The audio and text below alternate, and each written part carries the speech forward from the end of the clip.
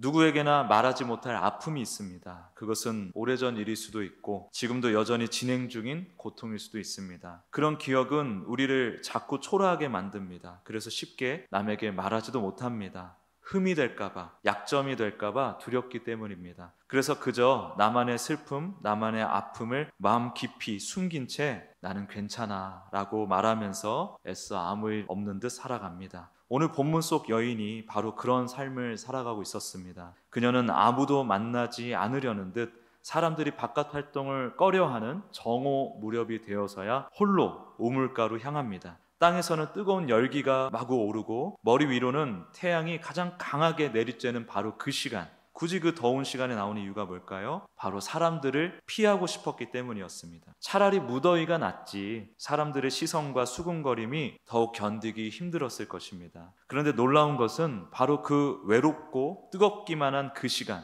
그 우물가에 누군가 그 여인을 기다리고 계셨다는 사실이죠. 예수님이었습니다. 오늘 이 만남 속에는 하나님이 찾으시는 자는 누구인가? 어떤 자인가? 그리고 하나님이 열어가시는 참된 예배란 과연 무엇일까에 대한 비밀이, 그 답이 담겨 있습니다. 함께 알아가길 원합니다. 예수님과의 대화가 깊어지니까 여인이 마음속에 품고 있던 가장 중요한 질문을 꺼냅니다. 우리 조상들은 이 그리심산에서 예배했는데 당신들 유대인은 예루살렘에서 예배해야 한다고 하더군요. 어디가 맞습니까? 라고 얘기를 하죠. 겉보기에는 예배 장소에 대한 신학적인 논쟁처럼 들려요. 하지만 이 질문은 논쟁하려고 내놓은 질문이 아닙니다. 그 여인의 깊은 갈망을 담아낸 질문이에요. 생각해 보세요. 사마리아인은 아시리아 제국 통치 시절에 아시리아 사람들과 피가 섞인 자들이었고 선민의식에 사로잡혀 있던 유대인들에게 배척을 당했습니다. 흠이 생겼다는 거예요. 부정하다는 거예요. 같이 어울릴 수 없다는 거예요. 사마리아인들은 그래도 자신이 하나님의 백성이라는 정체성을 가지고 있었음에도 불구하고 예루살렘 성전에서 예배를 드릴 수가 없었습니다.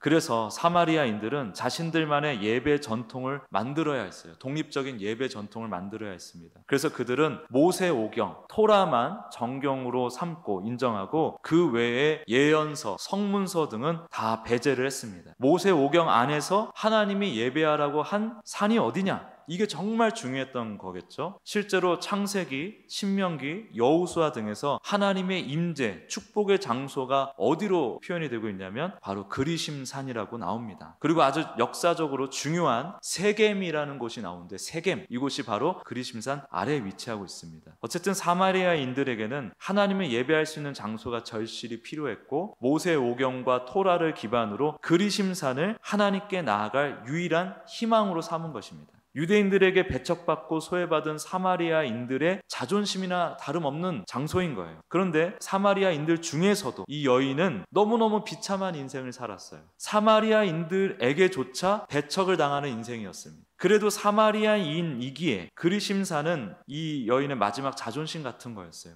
사마리아인이라는 혈통, 조상 대대로 지켜온 그리심산 예배라는 경건한 유산, 전통, 여인이 마지막으로 겨우 붙들고 있는 전부였어요. 그러나 예배를 당당히 마음껏 드릴 수 있었겠습니까? 예배는 함께 드리는 거잖아요.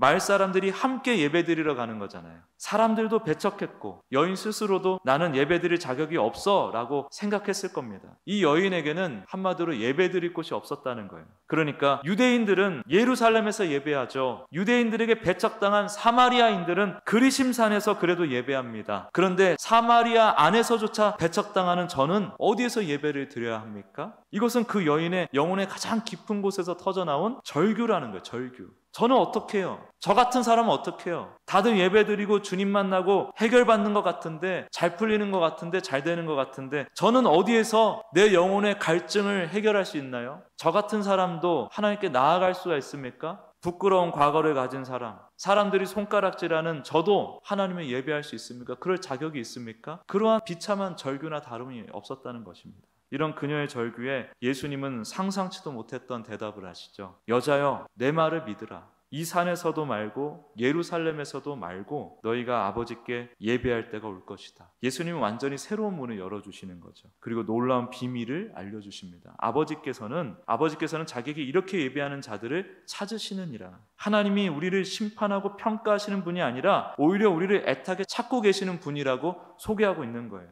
그럼 하나님이 찾으시는 그 예배는 어떤 예배일까? 예수님은 말씀하십니다. 하나님은 영이시니 예배하는 자가 영과 진리로 예배할지니라. 진리로 예배한다는 것은 더 이상 어떤 소문이나 오래된 전통, 규례 이런 것들이 아니라 지금 내 눈앞에 계신 예수 그리스도를 통해 살아계신 하나님 당신을 인격적으로 만나는 것을 말하는 것입니다. 예수님을 통한 하나님과의 만남, 그게 진리로 예배하는 거예요. 그리고 영으로 예배한다는 것은 정해진 형식이나 의무감이 아니라 성령님께서 불어넣어 주신 생명력으로 살아난 은혜를 입은 내가, 구원받은 내가 하나님 앞에 진심으로 기뻐하고 슬퍼하고 감사하며 반응하는 것입니다. 그게 영으로 예배하는 거예요. 예수님을 만나는 것, 그리고 성령님의 은혜로 나아가는 것, 이게 예배라는 것입니다. 결국 합치면 뭡니까? 성령님의 은혜로 예수님을 인격적으로 만나 주님의 그 사랑의 진심과 구원의 능력을 깨닫고 찬양과 영광으로 반응하는 것, 영광 올려드림으로 반응하는 것, 그게 예배다. 그게 예배라는 것입니다. 그럼 누가 이렇게 영과 진리로 예배할 수 있을까요? 이 사마리아 여인을 한번 보십시오. 그녀는 객관적으로 아무런 자격이 없었습니다. 삶은 깨져 있었고 완전히 박살이 나 있었고 마음은 상처투성이었고 부끄러움에 숨어 지냈던 사람이었습니다. 사람들에게도 배척당하고 스스로도 자신을 숨기며 살았던 사람이었습니다. 그런데 놀랍게도 바로 그 마음이 하나님의 은혜에 가장 민감하게 반응하는 최고의 조건이 되었습니다. 이것이 바로 예수님께서 산상수훈에서 말씀하신 복 있는 사람의 마음이죠. 심령이 가난한 자는 복이 있나니 천국이 그들의 것이며 자신의 영혼이 파산했음을 아는 자, 애통하는 자는 복이 있나니 그들이 위로를 받을 것이며 자신의 죄 때문에 슬퍼하는 자, 온유한 자는 복이 있나니 그들이 땅을 기업으로 받을 것이요 내가 할 수 있는 게 없습니다. 하나님이 아니면 안 됩니다. 이게 온유예요. 땅은 하나님 나라를 말하는 것입니다. 하나님 자녀에게 주어지는 하나님의 기업, 하나님 나라. 또 의에 줄이고 목마른 자는 복이 있나니 그들이 배부를 것임이라. 자신의 힘으로는 결코 의로워질 수 없음을 깨닫고 하나님의 의를 갈망하는 자, 하나님의 은혜만 갈망하는 자, 바로 그 사람이 하나님 나라의 주인공이라는 거예요. 여러분, 이 여인의 목마름은 단순히 인생 참 힘들다라는 뜻이 아니에요. 그 목마름은 인생의 그 고단함을 상징하는 그런 정도의 의미가 아닙니다. 비참한 인생을 뒷받침해주는 증거 같은 게 아니에요. 에베소서 1장 4절의 말씀처럼 우리가 창세전에 그리스도 안에서 택정함을 받은 하나님의 자녀가 맞다면 이 땅에서 바로 이런 목마름을 안고 살아갈 수밖에 없습니다. 진리를 향한 목마름, 세상의 것으로는 채울 수 없는 거룩한 갈증, 하나님을 만나야만 해결되는 이 영적인 허기가 바로 우리가 하나님의 자녀라는 가장 강력한 증거인 것입니다. 여인은 말합니다. 네, 언젠가 메시아 곧 그리스도라는 분이 오시면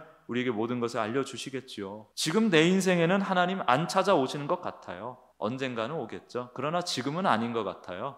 그때 예수님께서 그녀의 삶을 영원히 완벽하게 바꾸는 말씀을 하십니다. 왜 하나님께서 영혼의 세계에서 시간을 뚫고 그녀를 찾아오셨는지를 보여주는 아주 놀라운 선언이 등장하죠. 바로 내게 말하고 있는 내가 바로 그다. 언젠가가 아니야. 지금 내가 널 찾아왔다. 이 만남은 창세 전부터 계획된 하나님의 약속의 성취였어요. 무슨 얘기인지 이해가 되십니까? 이 사마리아 여인, 우리와 같이 창세 전에 택정받은 하나님의 자녀였습니다. 그리고 이 사마리아 여인이 이 땅에 보냄을 받아 고단한 목마른 인생을 살아가고 있을 때에 이 예수님께서, 하나님께서 이 자녀를 끝내 찾아오셨다는 거예요. 그래서 이 만남이 창세전부터 계획된 하나님의 약속의 성취라는 것입니다. 그리스도 안에서 택정받은 자녀를 하나님께서는 반드시 찾아오십니다. 하나님은 택하신 당신의 자녀가 이 땅에서 목마르게 살아가는 것을 외면하지 않으세요. 목마름은 알아야 합니다. 목마름을 알아야 목마름을 채워주시는 은혜를 알 수 있기 때문에 그 목마름을 경험하는 건 필요한 거예요.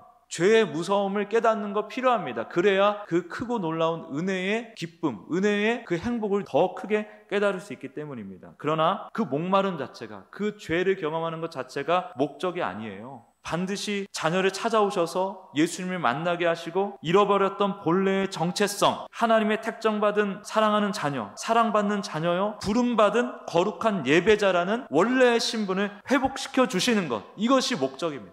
나의 이 지독한 목마름을 해결해 줄 하나님께서 바로 지금 이 여인 앞에 서 계신 것이에요. 하나님이 사람의 모습으로 그녀를 만나기 위해 굳이 그 사마리아 지역을 통과하시며, 그 피해서 가실 수도 있는데 굳이 그곳을 가로질러 가시며 그 뜨거운 시간에 그 우물가에 찾아오신 이유, 그 사마리아 여인이 원래 가지고 있던 하나님의 사랑받는 자녀로서 예배자로서의 정체성을 회복시켜주기 위해 이렇게 하셨다는 것입니다. 이 음성을 들은, 이 말씀을 들은 여인은 어떻게 반응했을까요? 성경 아주 인상적인 장면을 보여주죠. 여자가 물동이를 버려두고 동네에 들어가서. 여러분, 이 물동이가 무엇을 의미할까요? 그것은 매일매일 반복되는 인생의 수고로움, 고단함을 상징하는 것입니다. 채워도 다시 목마를 수밖에 없는, 자기 힘으로 인생의 갈증을 해결해 보려고 하는 헛된 노력의 상징, 그것이 바로 이 물동이입니다. 물동이. 여기서 중요한 사실 하나 가지고 가야 됩니다. 뭐냐면 그녀가 물동이를 버렸기 때문에 예배자의 자격을 얻은 게 아니라는 거예요.